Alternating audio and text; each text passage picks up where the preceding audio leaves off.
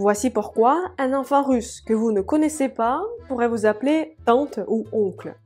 Les mots russes tётя, tante, et дядя, oncle, peuvent désigner un russe non seulement les membres de la famille, mais sont également employés lorsqu'un enfant s'adresse à un adulte, même qu'il ne connaît pas. Tante, donnez-moi une glace, s'il vous plaît. Тётя, дайте, пожалуйста, мороженое, pourrait dire un enfant russe dans une épicerie en s'adressant à la caissière. Ou bien дядя, сколько времени? Pour demander à un passant de genre masculin quelle heure est-il. Dans cette vidéo, je vous expliquerai comment est née cette façon des enfants russes de s'adresser aux adultes en employant les mots тётя, tante, et дядя, oncle. La langue russe n'a pas de forme neutre pour s'adresser aux personnes inconnues, comme c'est le cas avec madame et monsieur en français. C'est beaucoup plus simple. Un russe, en fait, c'est toujours un véritable casse-tête pour choisir la forme correcte qui n'offensera pas votre interlocuteur, parce que parfois c'est gênant.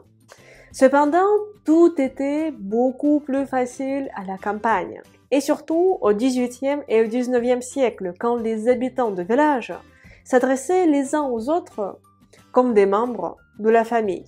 Par exemple, un adulte pouvait souvent appeler une personne du même âge frère, brat ou sœur, сестра, ou bien utiliser père, отец, et mère, мать, pour s'adresser à quelqu'un de plus âgé.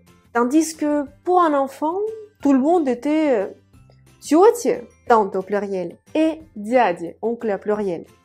Cela était considéré comme une forme respectueuse pour un enfant de s'adresser aux adultes. Au milieu du XIXe siècle, avec le développement des entreprises industrielles dans l'Empire russe, des habitants de village ont commencé, comme partout, à venir travailler en ville.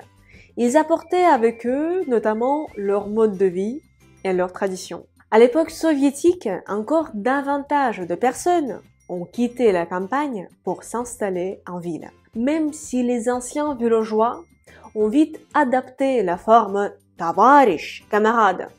Ce mot sonnait bizarre dans la bouche d'un enfant. Sous l'influence de la campagne, les enfants soviétiques continuaient de s'adresser aux adultes par tante тётя et oncle дядя. Si c'était un adulte que l'enfant connaissait bien, on ajoutait la forme courte du prénom, comme par exemple тётя Аня, tante Anna ou дядя Миша, oncle Mikhail.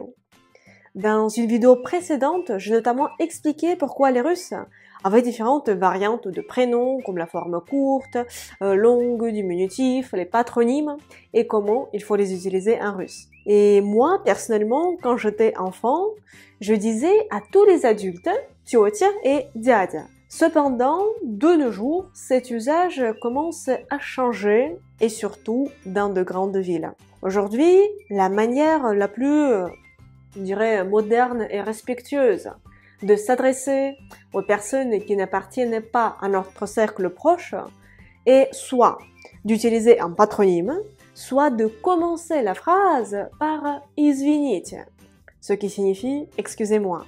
Maintenant, vous avez appris pourquoi un enfant russe qui ne vous connaît pas pourrait vous dire tante ou oncle. Merci beaucoup d'avoir regardé cette vidéo, j'espère qu'elle vous a plu. Si c'est le cas, mettez s'il vous plaît les pouces en l'air. C'est très important pour moi et pour les algorithmes de YouTube. Mettez-les maintenant s'il vous plaît, pendant que vous y pensez. Merci beaucoup, спасибо большое. Abonnez-vous à cette chaîne YouTube si ce n'est pas encore fait et suivez-moi sur mes réseaux sociaux parce que j'y publie tous les jours du contenu sur le russe ou sur la Russie. Je veux remercier les personnes qui soutiennent mon travail, qui soutiennent la création de nouveaux cours de russe par PayPal. Спасибо большое. Grâce à votre aide, j'ai la possibilité de publier les nouveaux cours plus souvent et d'améliorer leur qualité. Si vous aussi, vous avez l'envie et bien sûr la possibilité de me soutenir, je vous serais très reconnaissante si vous faisiez un petit don sur mon compte PayPal. Le lien se trouve dans la description de cette vidéo. Et moi, j'espère vous retrouver très bientôt sur ma chaîne YouTube, sur mes réseaux sociaux ou dans mon école de russe en ligne.